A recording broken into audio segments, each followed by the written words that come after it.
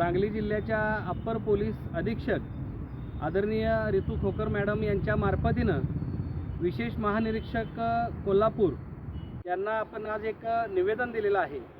या निवेदनाचा विषय असा आहे की रितू खोकर मॅडमनी मटकाबुक्कीवर कारवाई केली, मोठ्या प्रमाणात कारवाई केली, त्याबद्दल त्यांचं आम्ही अभिनंदन केलं।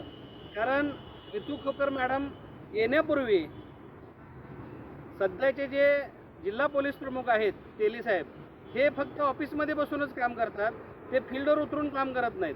त्यामुळं प्रॉपर पोलिसिंग काय असते, पोलिसिंगची जी काही गुन्हेगारांच्यामध्ये भीती होती ती आज राहिलेली नाही, वचक राहिलेली नाही।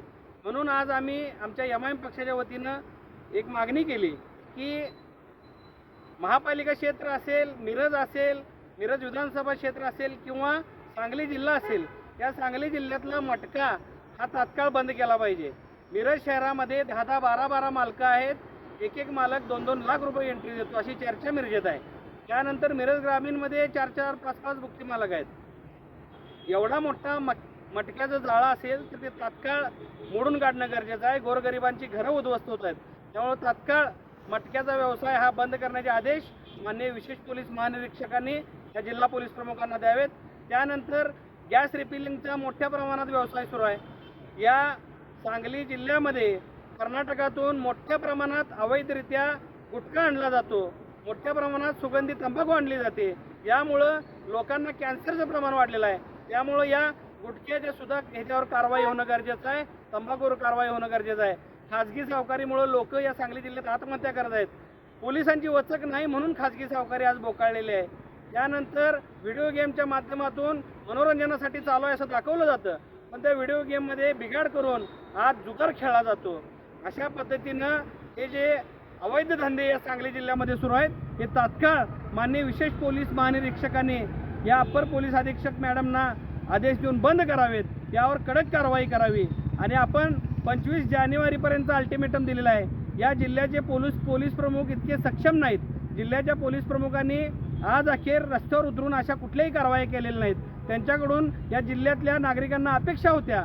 माननीय गृहमंत्र्यांची सुद्धा आम्ही आता वेळ घेतलेली आहे। माननीय गृहमंत्र्यांना भेटून जिल्हा पोलीस प्रमुख यात सक्षम नाहीत हे आम्ही दाखवून देणार आहे। याचं कारण असं, नवीन आलेल्या एखाद्या अप्पर पोलीस अधीक्षकांना माहीत होतं की इतक्या मोठी बुक्की चालते मटक्याची, मग जिल्हा पोलीस प्रमुखांना या 2 वर्षात 1.5 वर्षात का माहीत होत नाही, ह्याच्यामागं कारण काय? आणि याच पालकमंत्री सुरेश खाडेंनी गवगवा केला होता 4 महिन्यापूर्वी की ज्या सांगली जिल्ह्यामध्ये मटक्याचा ज्या पोलीस स्टेशनच्या एरियामध्ये घावेल त्या पोलीस निरीक्षकाला मी निलंबित करणार।